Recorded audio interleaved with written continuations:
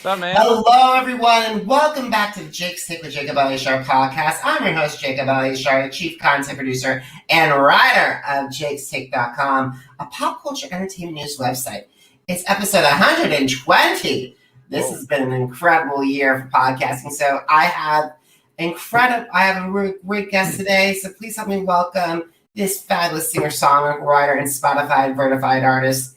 He has as of this recording, over 8,000 Instagram followers and 234,990 monthly Spotify listeners.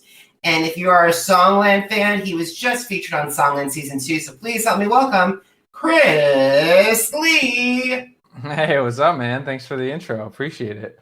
You're so welcome, Chris. And also, guys, before we get started to this conversation, please, if you're watching us, please give us a like. And also make sure that if you're listening, can you please give us a 5-star review and also subscribe. All right, Chris, let's get ready for this conversation. So when did you get interested in music, and how did that passion evolve into desire to pursue a career in the recording industry? You know, music has definitely always been a pretty important staple in my life. My immediate family wasn't necessarily very musical, but my mom's family, she was one of 8 kids, and everybody was in music to some degree. So it was always supported heavily in my life, and I was in choir from a very young age, from as young as I can remember. There was some form of music and piano lessons, and that evolved into guitar lessons when I was like in 4th grade. I had a phenomenal grammar school music teacher who really sparked my interest in songwriting and guitar, and the guitar was really the first instrument that made me fall in love with the process of songwriting and musical expression in a bigger way than I think other instruments had, because as much as I loved piano, sitting in one spot didn't really work super well for me. So I didn't like sitting at the piano to have to practice.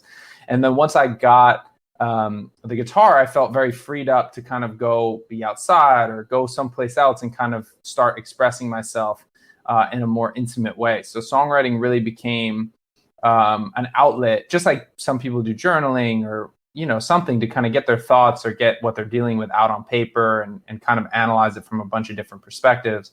Songwriting became that for me. And so it was always there. I always loved it. I got really into it through high school. I started interning in recording studios and fell in love with the craft of recording and this concept of taking these songs that I was kind of pouring my heart out into and figuring out how to record them so that I could share them with people. And that became a really big passion through high school. And I was fortunate enough to meet one of my best friends whose father owned a major recording studio in New York, right in Midtown, actually. I know you're in New York right now. It was called Platinum Sound. And it had like the top R&B hip hop artists coming through. His father produced for Shakira and the Fugees and like all these people. So I was just fortunate to have kind of stumbled into that at a young age. And that was the thing that kind of solidified it as, oh, this is like, you could actually do this as a career. For me at that point, it had just been something that I loved to do, and it felt really good, and I loved sharing it with the people I love and friends at school and things like that. But that was the first thing that really made it seem like an attainable career path. And then that leaned into Berklee, and I went to go to Berklee College of Music in Boston, which just kind of refine my skills a bit further. But to be honest, up until I found out about Berklee, my goal was to go to school for psychology. I love psychology. I love how people think. I love helping people with how they think. And I thought I wanted to be a psychologist. And then I realized kind of music production was essentially that, but with a component of creating music. You had to work with artists. You had to understand who they were and like get into their brain. And I knew it because I was an artist, so I knew how to communicate with them. And it seemed just kind of like a really good merger of everything I loved, stuff like tech and music production and psychology. So that was the thing that kind of cemented it and made me deviate from the concept of going into psychology. And ever since then, I've been just chugging away, trying to make it work. And fortunately, I've had some success in the past year with Songland, and a song that I wrote in the UK reached the top 10, is nominated for a Brit Award. That's actually coming up on May 11th. So I'm really excited about that. And yeah, that's kind of like the short synopsis of how it kind of evolved in my life. And congratulations on getting a Brit Award. And guys, those of you who are not familiar with the Brit Award, it's basically the UK's version of the Grammys. It's nomination right now, so I would love for it to be a win, but we'll know on the 11th. So if you guys are interested, it'll be airing on the 11th, and you can check that out and root for me, because I don't know how it's going to go. We'll make sure that we'll live tweet that event, because unfortunately this is probably going to be a June conversation. So you're just recording this, guys. If you're catching this up, this is a June conversation in May. So this is probably, you're hearing this in June or July, watching this in June or July. Got it. So it already happened. Maybe I got it. I don't know. We'll see. Who knows? We'll keep on. Look at your Twitter and social media. We'll find out. Sure. Awesome. All right. So speaking of Songland, so many of my listeners know you from Songland, and can you describe to my audience why you chose Songland over America's Got Talent, Idol, or The Voice? Yeah, I had always, to be totally transparent, kind of avoided a lot of those shows, and not because I don't think the shows are great. Generally, the contracts are pretty intense on those shows, and I had the fortunate/unfortunate background of going to school for music business and kind of seeing behind that curtain and having professors who kind of, spoke to me about the pitfalls and the things about that. So I was always very hesitant about that stuff. I've always been very protective with kind of what I sign to. And it's very important for independent artists to think about, what deals they're signing and what types of things they're signing. So Songland, to be honest, I was hesitant about it first, but when I read through the contract and the terms, I thought it was a great deal. And I thought they highlighted more the professional aspect of songwriting, and it felt much more holistic and respectful in some ways of the people on it. And I'm so glad I ended up going through with it, because it was a phenomenal experience. The people who were working on the show absolutely loved what they were doing, and it felt like a really special energy. So to me, it was less all encompassing than some of these other shows. There's benefits to getting that exposure, but sometimes the other stuff on the other side can outweigh that. So Songland seemed like a really great fit, where I could highlight myself as an artist and kind of be out there and show people how I could perform it and stuff like that. But also, I love the craft of songwriting. I think more people should know what goes on behind the curtain and how people work together and collaborate to create these songs for artists. So I was just really in love with what it stood for. And to me, that was worth it. And it ended up being a phenomenal experience. So I'm very happy that I did it. I'm glad you did too. And I think Songland, even though I watched like clips of it, compared to like an Idol, A Voice, an X Factor, you could definitely see there was a lot more love, care, and attention, and that the songwriters like Shane, Esther Dean, and Ryan Tedder were really invested in you guys compared to some of the coaches. And no offenses to like Shelton or Simon Cowell or any of those judges or coaches. But it seemed like that trio and whoever was brought on as the guest artist was more invested in you guys. Yeah, it was a very special energy. I just think people really loved it. Everybody on set seemed to really love it. There was such like a familial kind of feel to it, and all of the producers on the show, Esther, Ryan, and Shane, were just so gracious and open and sharing their knowledge. And I think for them, being songwriters and for a long time kind of being unrecognized, not unrecognized, they obviously got recognition from labels and artists and things like that, but in the public, people don't really understand songwriting like that. So I think, I can imagine if I were in their position, it would be so great to feel like I could put people on who are songwriters that I never got that chance to be kind of highlighted in that way. So I just feel like it was a big step forward for the songwriting community in general. And this has been happening over the last few years with podcasts like And the Writer Is, which explores songwriters and how they came to be and how they write and how they think. And with Songland, it just seems like more of a push to get the realities of what songwriting is and how important it is into the public ether. I am so glad you brought up And the Writers. I've been trying to get Ross Golan onto this podcast for a very long time, and it hasn't worked. But that podcast is probably one of the best music podcasts there is right now. Agreed. So I'm glad you mentioned that. And I'm glad for all the success that's had.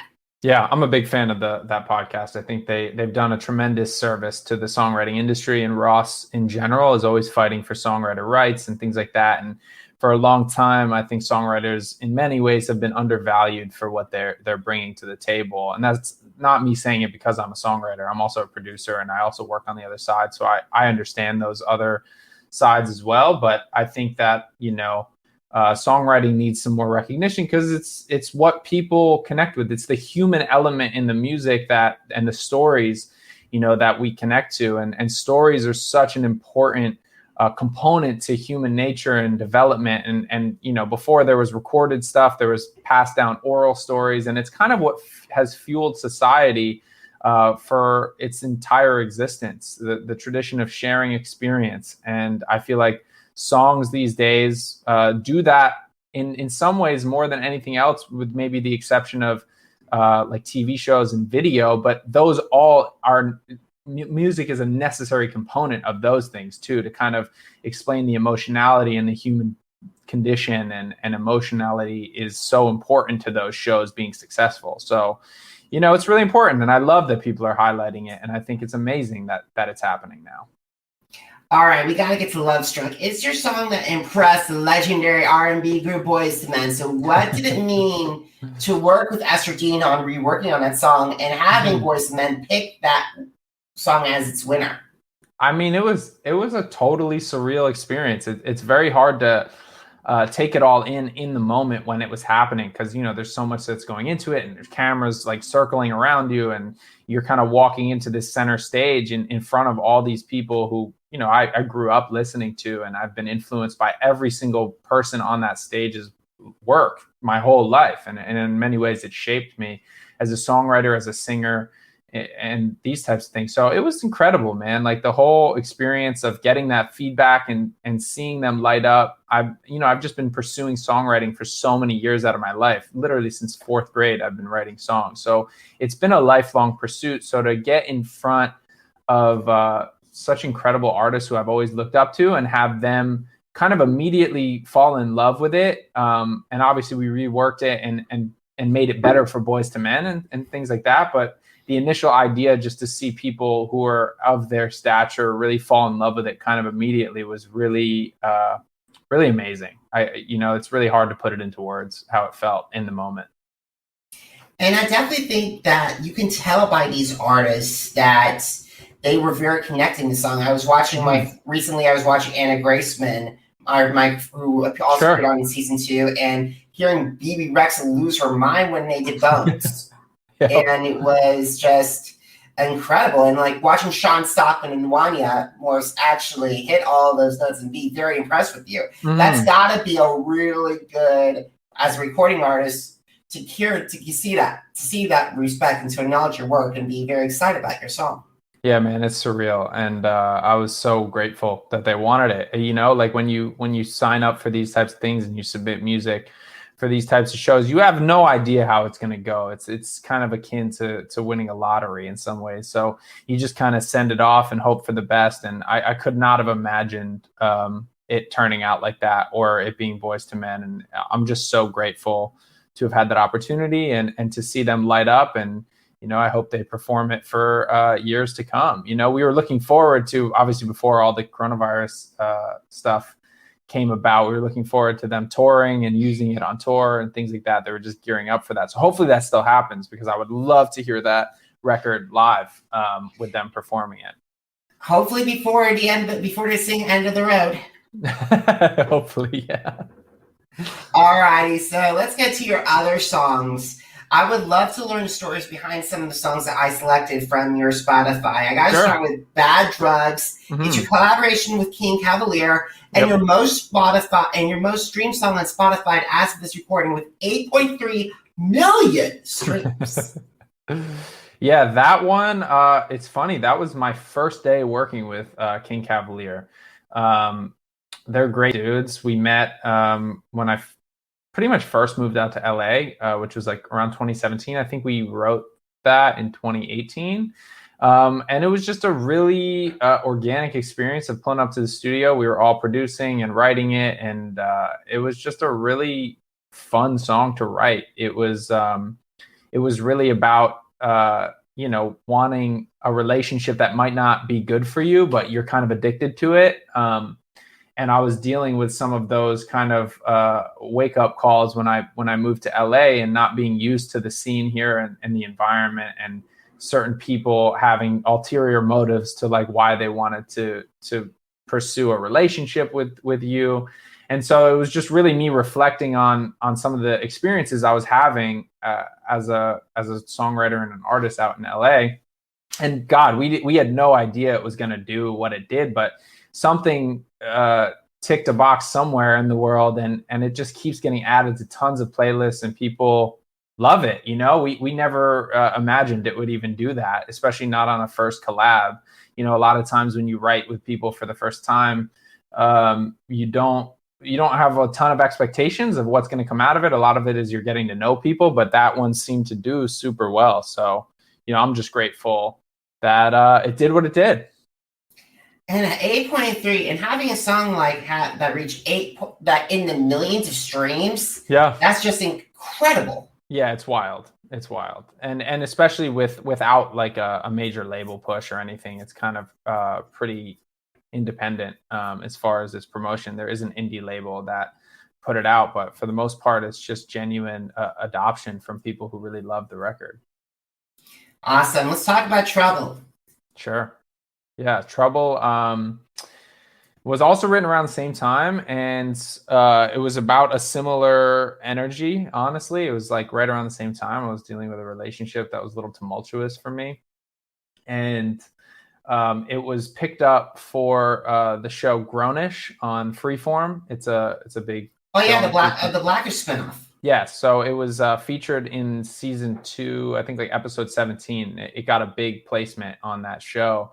And that kind of was the reason we released it. That was literally just a demo. Like, we had done no further production beyond the first session. It was literally just to get the songwriting down. And the sync company reached out to me and was like, we love it as is. I was like, you sure you don't want me to develop it more? They're like, no, we love it as is. We want to use it for a major scene in the show. And I was like, all right, cool. So it kind of pushed us to release that rather quickly. And the adoption for it has been really insane. It's a really stripped down, pretty raw song. And it was done very quickly with some collaborators that I had met in LA. And people seem to really love it, and it keeps doing its thing on playlists, and people keep discovering it. And, I think music in general with an independent artist, there's so many layers to it unfolding, especially without like the big radio push or something from a major label. It kind of has these like ebbs and flows. And sometimes, like Bad Drugs wasn't like skyrocketing immediately, but within like the last year or so, it just shot through the roof. So yeah, that one's been an incredible journey. It was amazing to see it on television in like a major scene in the show. Yeah, it's incredible. Alrighty, how about Found Her? Found Her was written, it was actually the song that kind of made me move to LA. I was just in 2017, I was just starting to visit LA and really falling in love with the Los Angeles and my career here and how things were moving, and falling in love with the climate and the landscape. And I would say Found Her is really a love letter to California. It's really not, people think it's about falling in love in California or something like that. It's really falling in love with California that prompted this song to happen. And I remember we came out for a trip kind of early kind of later 2017. And we got back to New York after that trip, me and my friends who were visiting, and we were like, what are we doing over here? Like, we started writing this amazing song out there. We're like, it prompted us to finish it, and then pushed us to kind of make the decision to move out to California. And yeah, it was a pretty amazing journey. It actually had completely different production at first, and we worked with a producer, Jordan XL. He's a phenomenal producer. He's worked for tons of artists on Island and became a close friend of mine. And he just kind of gave it a life in his production that really set it apart and made us fall in love with it all over again. And that was really my first single out when I got to LA. And that's incredible. Like, it's definitely the jump between moving coast and like having that, like, no matter if you're either on New York or LA or Nashville, I definitely think if you're in if you want to find success in the music industry, those three areas are probably the best. And if you have and add Atlanta as well, we have to be fair for Atlanta and Miami as well. Totally. Those Atlanta 5 areas coming up. Yeah, those 5 areas are a must for major music. Yes, exactly. And that's how it felt. I was in New York for a year prior to moving out to LA. And as much as I loved New York, I felt like it was it had less movement than LA did, because LA is such a concentrated dose of creatives. So I just found it much easier to kind of, pack my schedule with different sessions and meet new people and expand the network very quickly. Whereas New York, I wasn't feeling that same sense of energy. And just, one thing I was saying is, like, if your career pushes you to go to a place that is kind of like paradise and it's warm all the time, you might as well go. And this is just coming off from living in Boston for 5 years when I was at Berkeley and having some of the worst winters they've ever had when I was there. And then going back to New York, and I go through some seasonal depression when I get apartment locked in the winter. And so the idea of just constant sun and movement felt really good, and it made it a pretty easy choice. I totally agree. It's definitely like, it feels like there's more with the New York energy around the entertainment industry. It feels like it's more centered towards Broadway and TV and movies than music than it used to be with music. Yes. So I still hear the stories of the Gethin building and with the magic of Carol that was in that building. And I think right now the energy has been diverse to either Nashville, Miami, or Los Angeles and Atlanta. Yes. There's just places where it can be more concentrated, right? Like, it's not like New York doesn't have that. There's tons of creatives in New York and tons of people, but there's also so much other stuff going on and such a densely populated situation that most of the people you meet are not creatives. Even if there were the same number of creatives in New York as LA, the concentration is different. And the concentration really in LA of that many people being packed into one space and a lot of them being creatives just kind of leads toward more of a feeling of flow when you're creating. And that was the thing that set it apart. Because I had my people in New York and I had studios that I went to, but it felt much more spread out and not as easy to kind of stumble into opportunities as it was in LA. And I'm assuming Nashville and certain things like Atlanta, because these are places that, because of a myriad of factors, or just have a higher concentration of creativity going on in one place. Awesome. Let's start with, how about Pray to You? It was a collaboration with Nico the Kid. That one was written, actually, I was writing it with two friends of mine, Matt and Joe, who I wrote the song Don't Need Love that went top 10 in the UK. We wrote that actually thinking of it as a record for Justin Bieber. We were like writing for Sync.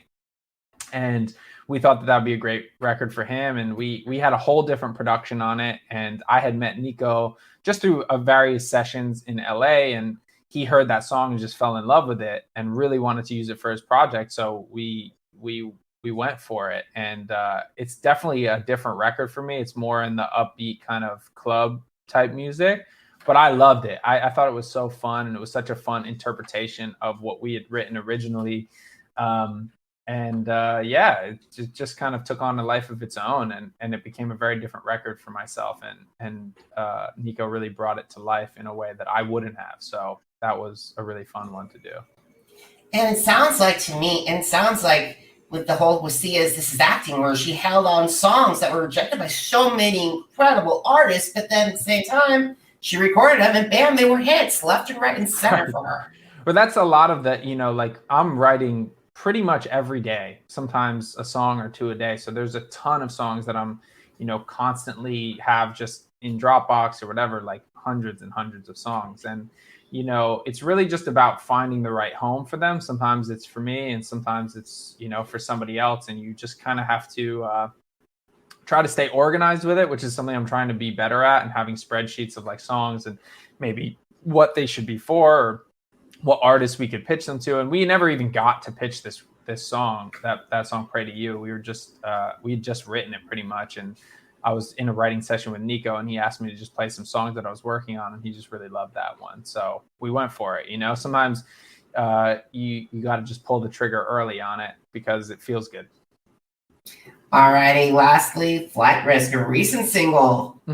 Yeah, that one was written fully in the pandemic around September or August of 2020. And to be honest, I was having a lot of trouble deciding whether or not I would stay in LA or whether I'd leave. And I know you were just mentioning to me that it's a crazy time, right? We're all in these cities, and the world has just kind of been terraformed very quickly by everything that's happened in the last year. So there were a lot of sleepless nights for me around then with not knowing what was going on, as I'm sure so many of your listeners and people in general were kind of dealing with.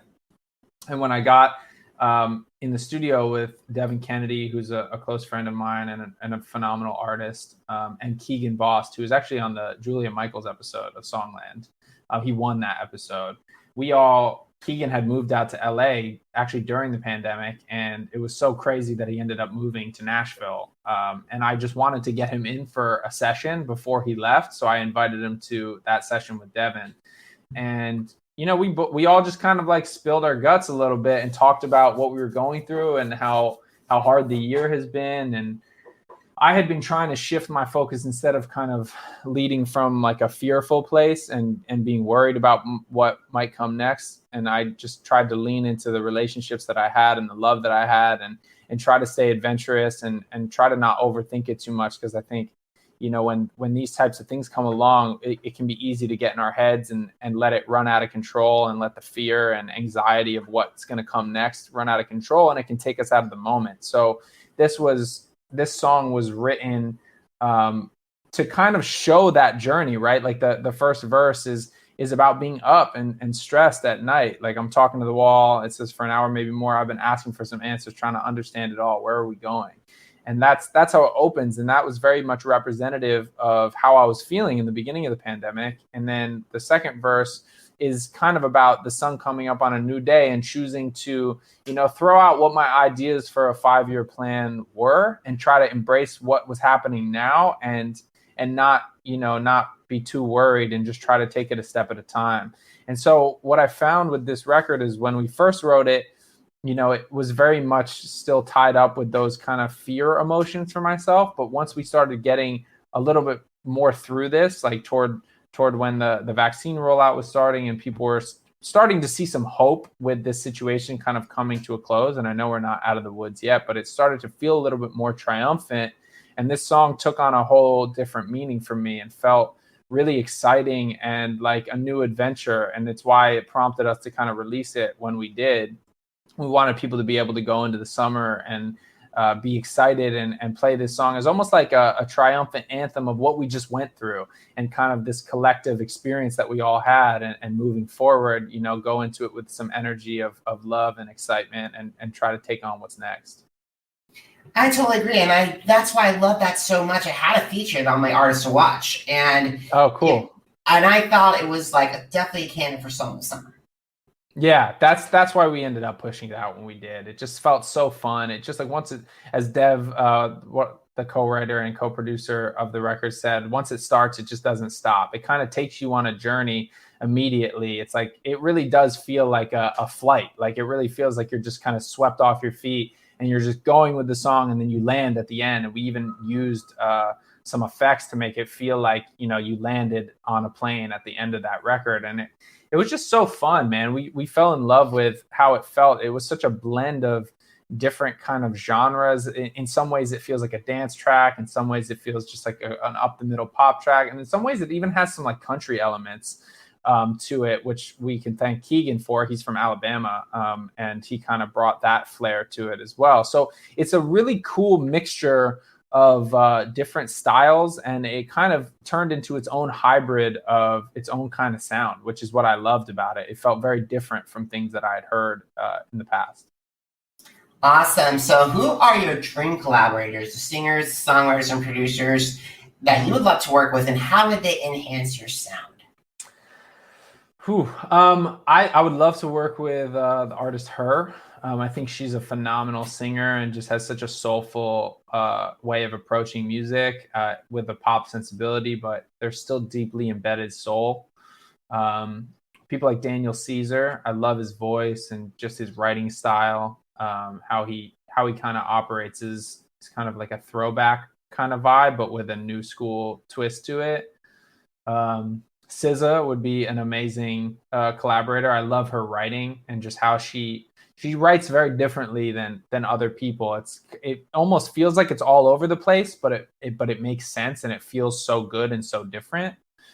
Those are kind of some of the artists that I would be excited to collaborate with. As far as producers, I'd love to work with Max Martin. I think he's a phenomenal producer. I just loved what he did with like Taylor Swift's 1989 album, and obviously so many other Britney, Backstreet Boys, yeah, everything. I think he's a phenomenal producer. He's like a top of my list producer because I feel like his kind of philosophy and thought process is very similar to the way I approach records, and meticulous about the vocal performance and how tight it is, and just kind of pop sensibility kind of permeates everything he does, no matter what the genre is. And that's kind of how I think. So he would be up there. Rick Rubin would be a producer I'd love to work with. I just love his kind of holistic approach to things. He's a very zen guy, and his studio is beautiful, and it's called Shangri-La Studios. And he just has such an organic styling to him, and he goes really deep with the artists he works with. He kind of goes through their whole catalog and finds the golden snippets that they like. He'll go through voice memos on people's phones and just go through everything and see kind of what snippets and nuggets of gold he can find. And then I think he has a really holistic process of bringing the best out of people. And probably finally for producers, it would be somebody like Quincy Jones, who's just such an iconic producer and one of the best of our times. I think he has like the second most Grammys of anybody on earth to ever do it. Obviously his work with Michael Jackson and people like that set his career apart, but so many others. I mean, he's a phenomenal arranger and such a he just understands all the instruments, and he's a producer in like the real sense of what producer has been labeled. He's very in depth with his artists, and I just love his philosophy. I've read a lot of books on Quincy and just think he's phenomenal. Totally agree with Quincy and Max Martin choices. I would love to see your hands on a Diane Warren song. I would love to see your hands on a Desmond Child song, because I always say the pantheon of songwriters and producers, the Mount Rushmore for me is definitely Max Martin and Quincy Jones, but I also have to give Desmond Child and Diane Warren as well on there as well. I agree with that entirely. There's so many, like there's so many amazing, talented people in this industry. And I'm definitely, in the moment forgetting some people that I would absolutely love to work with, because there's such a wide range of styles that I love. I've always been in love with various types of music. That's why even like the songs that are out on my Spotify are all very different. Like they have a wide range, and it was something I struggled with for a while, was knowing, some artists have like a very not homogenous sound. They're always producing different things, but there's a through line of like a specific genre or style. And I never felt like I wanted to fall into one category. So I just have I love making music of all types, and I love just adding value to what I work on, no matter what capacity that is, whether it's production or writing or engineering. I've kind of been involved with every facet of the production and writing process. So I love people. I love working with people. I love really talented people, and I love just helping get that creative project even an inch further. And I'm happy. Awesome. So we got to start winding down this conversation. Sure. What are your thoughts on, like, I know you have an Instagram follow. Is Instagram just primary social media, or are there other ones? Kind of Instagram is the primary one. I'm trying to get a little more into TikTok and these other things, but it's a constant back and forth with me, because social media sometimes pulls me in the wrong ways, and sometimes it pulls me in the right ways. So Instagram is kind of the main place people can keep up with what I'm doing. I post most of my updates, things that are happening in my life. I do a lot of like Instagram live interviews with artists that I love and people in my circle. And yeah, so that would be the best place as of now.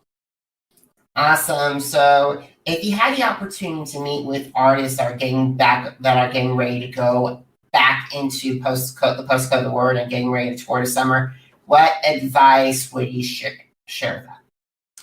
Man, just be gentle with yourselves and take it slow. I think a lot of us have been kind of in a lockdown state for a year, and I think we're all really ramped up and ready to go and excited to get back out there. But it's a little shell shocking. So I would just say, as much as you want to get out there and do everything, just be gentle with yourself and ease back into it. Keep doing what you love and keep being excited and try to embrace the moment that you're in and not worry too much about what's coming next. We just have to all stay, together through all of this and keep making great art. That's the thing. Get in the studio, get on stage, and share your abilities, because the world, I think now more than ever, is really craving things like live music and artistry. So just do it for humanity, and don't only do it for yourself. Do it for the love of art and sharing experience, because that is what's going to separate your music from the rest of the pack, and people are going to feel that. Awesome. So where can my audience find your music and support you and support your music and download it? And also, where can I connect with you on social media? Sure. ChrisLee Music is my Instagram. That's ChrisLee and then music. You can also go to chrisleemusic.com, and that kind of always is updated. It's very simple. It's updated with my newest release, where you could kind of link to Spotify or Apple Music or whatever service that you use. It's kind of all there. And then all my social media is also on that site. So that would probably be the best hub to kind of link to everything else. And please say hi on Instagram or whatever platform you feel comfortable, and I will try to get back in a timely manner. I love connecting with people who are fans of the music, and it's kind of the best part of my job to connect with people. And I love hearing that it's making a difference in people's lives and is played and lifts them up. So I've heard so many stories from people just reaching out and saying how much they loved it. So please feel free to reach out. I'll be happy to get back to you and talk about music and anything else. Awesome. So guys, if you missed an episode of the Jake Sick with Jacob Elyachar Podcast, has Apple Podcasts, Google Podcasts, Spotify, and Spreaker. Just type in Jake Sick with Jacob Elyachar, JACOBELYACHAR podcast. And also, are you on social media? Because I'm on social media too. Head to Facebook, at Instagram, Twitter, and YouTube, Jacob Elyachar, JACOBELYACHAR, and please follow me there. And also, Chris, just to let you know, it is Jake's Take's 10th anniversary this year. Wow, congrats. That's amazing. Thank you so much. To read the blog that started it all, head to jakestake.com. You'll find more articles, more reviews of music, and also my conversation with Songland alums Father Dude and Anna Graceman as well. So, and also, guys, please consider heading to PayPal to keep my Jake's Take platform up and running. I do this all by myself, and I would appreciate every single support you guys have. ChrisLee, thank you so much for coming onto this show. I had a truly great conversation with you. Awesome. Me too, man. Thank you so much for having me and doing the work that you do and spreading artists' point of view. It's really important, and I appreciate it. All righty, guys. Thank you so much for watching. Thank you so much for listening. Until next time, have a great one, everybody. Bye.